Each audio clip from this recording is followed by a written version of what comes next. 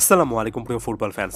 এমএলএসে আরও একবার মেসি ম্যাজিকের একটা ম্যাচ, জোড়া গোল জোড়া অ্যাসিস্ট, একই ম্যাচে 4টা গোলের ডিরেক্ট কন্ট্রিবিউশন, এমনকি বাকি যে গোলটা ইন্টার মায়ামি পেয়েছে সেখানেও লিওনেল মেসির প্রি অ্যাসিস্ট ছিল। প্রত্যেকটা গোলে কন্ট্রিবিউশন রেখে লিওনেল মেসি আরও একবার প্রমাণ করে দিলেন যে এ মুহূর্ত পর্যন্ত দল থেকে যদি বিন্দুমাত্র সাপোর্ট পান তাহলে যেভাবে একটা ম্যাচের গতিপথ লিওনেল মেসি একেবারে নির্ধারিত করে ফেলতে পারেন সেটা ফুটবল বিশ্বে খুব কম ফুটবলারই পারেন। এবং লিও মেসির ম্যাজিক্যাল নাইট, অনেকটা চোখের শান্তি মনের শান্তি টাইপের পারফরমেন্সের মাধ্যমে ইন্টার মায়ামি কলম্বাস ক্রুকে রীতিমতো 5-1 গোলে বিধ্বস্ত করেছে।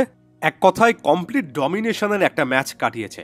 দেখুন, ট্যাকটিক্যালি ইন্টার মায়ামি বেটার একটা অ্যাপ্রোচে কিন্তু মাঠে নেমেছিল এবং এখানে হাবিয়ার মাসচারানোকে কিছুটা হলো কৃতিত্ব দিতে হবে, কিংবা তার চেয়ে বেশি রকমের ভুল আসলে কলম্বাস ক্রু এখানে করেছে সে জিনিসটা আমরা অল্প কথায় বলে ফেলতে পারি। প্রথমত, ইন্টার মায়ামির ফাইনাল থার্ডে লিওনেল মেসি, লুইস সুয়ারেজ 37-38 বছর বয়সী প্লেয়াররা আছেন, খুব একটা বেশি স্পিডি নন। এই জিনিসটা চিন্তা করে ক্রুর কোচ হয়তোবা এটা ভেবেছিলেন যে হাইল্যান্ড ডিফেন্স বজায় রাখবেন। হাইল্যান্ড ডিফেন্স অর্থাৎ নিজেদের ডিফেন্ডারদেরকে অনেকটুকু সামনে এগিয়ে এনে তারা ইন্টার মায়ামিকে মিডফিল্ডে অনেকটুকু একেবারে 8-60 জায়গার মধ্যে বেঁধে ফেলবেন। তবে এখানে তাদিও আইয়েন্দের মাধ্যমে লিওনেল মেসিরা একেবারে শুরু থেকে আইয়েন্দের পেসটা কাজে লাগিয়ে ডিফেন্স লাইনটা ভাঙার চেষ্টা করেছিল এবং হাইল্যান্ড ডিফেন্স একেবারে কাজে লাগেনি।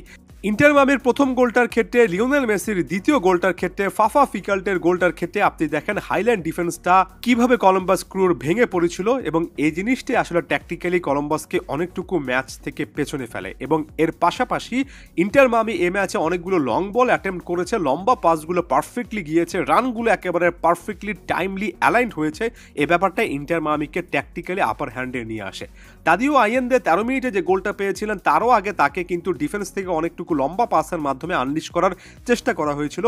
আইয়েন্দের এই স্পিডটা কাজে লাগানোর ব্যাপারটা ভালো লাগছে। সাইড বা ওয়াইড মিডফিল্ডার হিসেবে শুরু করে অনেক সময় সেন্টার ফরওয়ার্ডের মতো তার পেসটা কাজে লাগানোর চেষ্টা করছেন, ওই জায়গায় চলে এসে এটা ভালো একটা অ্যাপ্রোচ। আরও একবার বলছি, এটা যদি মাসচারানোর একটা ট্যাকটিক্স হয়, এটা আমার কাছে অন্তত পার্টিকুলারলি ভালো লেগেছে। লিওনেল মেসির মাপা পাস থেকে আইয়েন্দের গোল, তার ঠিক 2 মিনিটের মাথায় লিওনেল মেসি প্রতিপক্ষ গোলকিপারের ভুলের একটা মাসুল দিলেন এবং অসাধারণ দক্ষতায় প্রতিপক্ষ গোলকিপারকে বিপদের মুখে ফেলে গোলটা আদায় করে দিলেন। এই জিনিসটা দেখতে আপনার কাছে অনেক সোজা বলে মনে হবে। আমার কাছে জানি না কপিরাইট ইস্যুর কারণে ছবি বের করা যাবে কিনা, তবে চ্যাম্পিয়ন্স লিগের ফাইনালে এমন একটা সিচুয়েশনে প্রতিপক্ষ গোলকিপার ডোনারুমাকে ইন্টার মিলানের বারেলা পেয়েছিলেন, এমন সিচুয়েশনে তিনি কিন্তু শট নেওয়ার চেষ্টা করেননি, একটু লেট করেছেন, যে কারণে ডোনারুমা গোল পোস্ট থেকে বের হয়ে আসার পরে পরবর্তীতে আবার গোল পোস্টে ফিরে গিয়েছিলেন। তবে একজন অসাধারণ গোল স্কোরারের বৈশিষ্ট্য হচ্ছে এমন জায়গা থেকে বল পেলে প্রতিপক্ষ গোলকিপার যদি আউট অফ প্লেস বিন্দুমাত্র হন তাহলে সেখান থেকে চান্সেসটা নেবেন। লিও মেসি তার প্রথম গোলটার ক্ষেত্রে চান্সেসটা নিয়েছেন। 24তম মিনিটের সময় লিও মেসির আরও একটা গোল, এবার সার্জিও বুস্কেটসের মাপা একটা পাস এবং সেখান থেকে লিও মেসির হালকা একটা চিপ এবং লিও মেসি ভিন্টেজ স্টাইলের একটা গোল। সেখানেই ম্যাচটা শেষ হয়ে যাওয়ার কথা। তবে ইন্টার মায়ামির ক্ষেত্রে সবসময় শেষ হইয়াও হইল না শেষ, এমন একটা ভাব থাকে ডিফেন্সিভ দুর্বলতার কারণে। 58তম মিনিটের সময় যে গোলটা ইন্টার মায়ামি কনসিড করলো, তারপরে আরও একটা গোল কনসিড করলে ম্যাচটা হাত থেকে বের হয়ে যাবে এমন সিচুয়েশন তৈরি হয়। তবে লুইস সুয়ারেজ এখানে 64তম মিনিটের সময় দলকে আশ্বস্ত করেছেন, সেগোভিয়ার কাছ থেকে পাস পেয়ে পারফেক্ট একটা ফিনিশ করেছেন। তবে সেগোভিয়াকে সে পাসটা দেওয়া বা আক্রমণটা শুরু করা সেই লিও মেসি কিন্তু করেছিলেন। 89তম মিনিটের সময় ফাফা পিকাল্টকে আরও একবার হাইল্যান্ড ডিফেন্স ভেঙে রান মেক করার জন্য অসাধারণ একটা পাস দিয়েছেন, সেখান থেকে পিকাল্ট একেবারে ঠান্ডা মাথায় একটা ফিনিশ করেছেন। পুরো ম্যাচ জুড়ে ফাফা পিকাল্ট যেভাবে রান মেক করেছেন, অনেক ডিপ থেকে বল এসেছে, প্রতিপক্ষের হাইল্যান্ড ডিফেন্স ভেঙে পড়েছে, এই জিনিসগুলো আমরা কমনলি দেখেছি।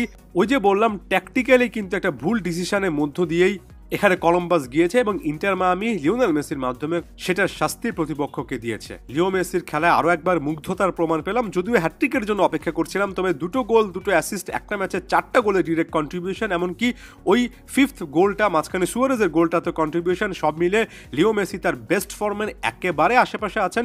এই লিও মেসিকে, এই ফুল ফিট লিওনেল মেসিকে দেখতে পারাটা সব দিক থেকে অসাধারণ একটা অনুভূতির নাম। এই লিও মেসি প্রায় প্রত্যেকটা ম্যাচেই কিন্তু man of the match iconic performance দিচ্ছেন। এই ম্যাচও দেখলাম আইকন অফ দ্য ম্যাচ বা বেস্ট প্লেয়ারের অ্যাওয়ার্ডটা পেলেন। এক কথায় ওই যে বললাম, অন্তত লিওনেল মেসির পারফরমেন্সের কারণে চোখের শান্তি মনের শান্তি মোমেন্ট, এই জিনিসটা বলাই যায়। ধন্যবাদ সবাইকে।